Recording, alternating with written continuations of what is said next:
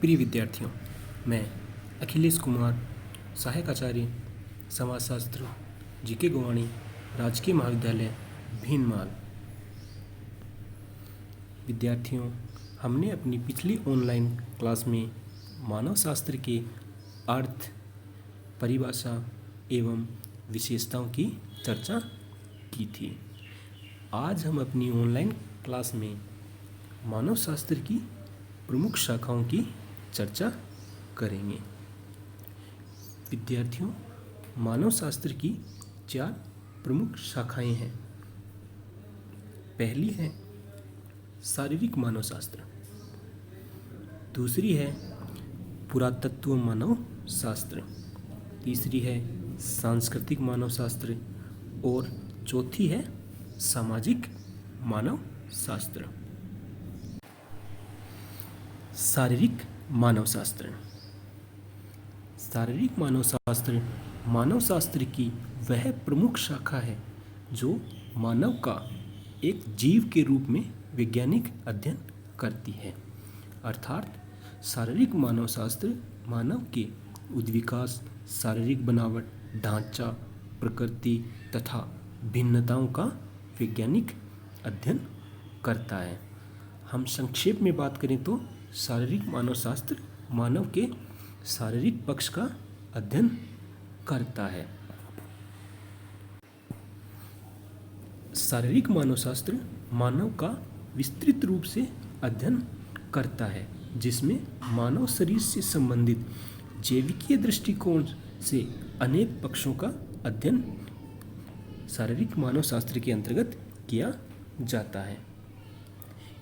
शारीरिक मानव शास्त्र की कुछ परिभाषाओं की बात करें तो हर्ष कोटविट्ज ने कहा है कि शारीरिक मानव शास्त्र सारांश में मानव जीव शास्त्र है।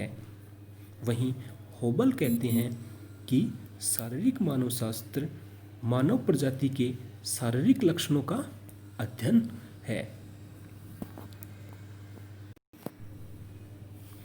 यानी शारीरिक मानव शास्त्र मानव की उत्पत्ति और विकास का अध्ययन करता है और यह जानने का प्रयत्न करता है कि मानव शरीर का विकास कैसे हुआ। मानव शास्त्र की दूसरी शाखा है पुरातत्व मानव शास्त्र। पुरातत्व मानव शास्त्र के अंतर्गत मानव तथा उसकी संस्कृति के उद्भव, उत्थान तथा पतन एवं भौगोलिक विवरण आदि का अध्ययन किया जाता है। पुरातत्व मानव शास्त्र मूल रूप से प्राचीन संस्कृतियों तथा वर्तमान सभ्यता के भूतकाल के स्तरों से संबंधित है। यह भूतकालीन संस्कृतियों के स्वरूपों तथा समय के दौरान उनकी उत्पत्ति एवं विकास का अध्ययन करता है। सरल शब्दों में कहें तो पुरातत्व शास्त्र के द्वारा प्राचीन संस्कृतियों तथा आधुनिक सभ्यताओं की भूतकालीन अवस्थाओं का अध्ययन किया जाता है। मानव शास्त्र की तीसरी शाखा है सांस्कृतिक मानव शास्त्र।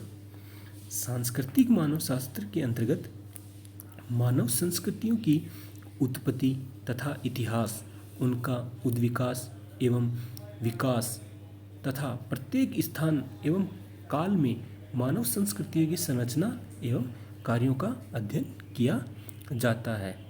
साधारण शब्दों में कहें तो सांस्कृतिक मानव शास्त्र का उद्देश्य अपनी विशिष्ट अध्ययन प्रणाली के द्वारा मानव जाति को विभिन्न समूहों की संस्कृति का अध्ययन करना ही है। चौथी और अंतिम शाखा है वह है सामाजिक मानव शास्त्र। सामाजिक मानव शास्त्र विशेषतः आदिम समाजों का अध्ययन करता है।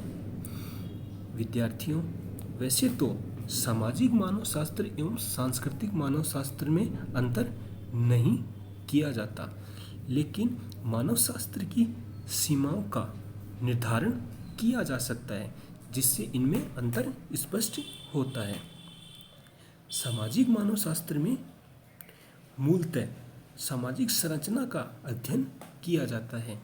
सामाजिक संरचना में संस्थागत सामाजिक व्यवहार, परिवार, नातेदारी, वंश, गोत्र, सामाजिक, आर्थिक एवं राजनीतिक संगठन, न्याय व्यवस्था आदि को रख सकते हैं। इस प्रकार सामाजिक मानव शास्त्र में विशेषतः आदिम समाजों के जो सामाजिक संरचना है उन्हीं का ही पूर्ण रूप से अध्ययन किया जाता है। धन्यवाद।